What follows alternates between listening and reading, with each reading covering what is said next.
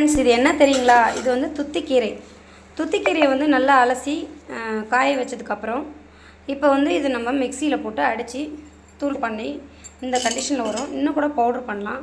இப்போ இதை நல்லா பவுட்ரு பண்ணி என்ன பண்ணணும் அப்படின்னாக்கா, தினமும் நைட்டில் தூங்க போகும்போது 2 ஸ்பூன் இந்த துத்திக்கீரையை போட்டு அதை நல்லா 1 டம்ளர் தண்ணியில் கொதிக்க வச்சு ஒரு 2 ஸ்பூன் நாட்டு சர்க்கரையோ இல்லை 1 ஸ்பூன் நாட்டு சர்க்கரையை போட்டு குடிச்சிங்க அப்படின்னாக்கா, உடம்பு சூட்டு, குடல் பிரச்சனை, வயிறு பிரச்சனை, கர்ப்பப்பை பிரச்சனை இருக்கிறவங்க யாராக இருந்தாலும் சரியாயிடும். இங்கே பாருங்கள், நான் நிறைய காய வச்சு எடுத்து வச்சுருக்கேன்.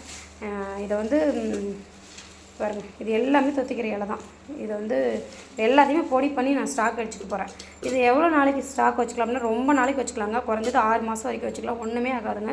அப்பப்போ வெயிலில் மட்டும் எடுத்து காய வச்சா போதுங்க. இவ்வளோ தாங்க துத்திக்கீரை பவுட்ரு. இந்த இலையை வந்து நம்ம அலட்சியப்படுத்துகிறோம். ஆனால் இந்த இலையை வந்து எந்த அளவுக்கு பவுட்ரு பண்ணி சாப்பிட்றோமோ அந்த அளவுக்கு தண்ணியில் கொதிக்க வச்சு நைட்டில் சாப்பிட்டு காலையில் பாருங்கள், காலையில் ஃப்ரீயாக மோஷன் போகும். மூளை சூட்டு இருந்தால் உடனடியாக சரியாயிடுங்க. மறக்காமல் நம்ம சேனல் நெய்வேலிதனம் சப்ஸ்கிரைப் பண்ணுங்கள்.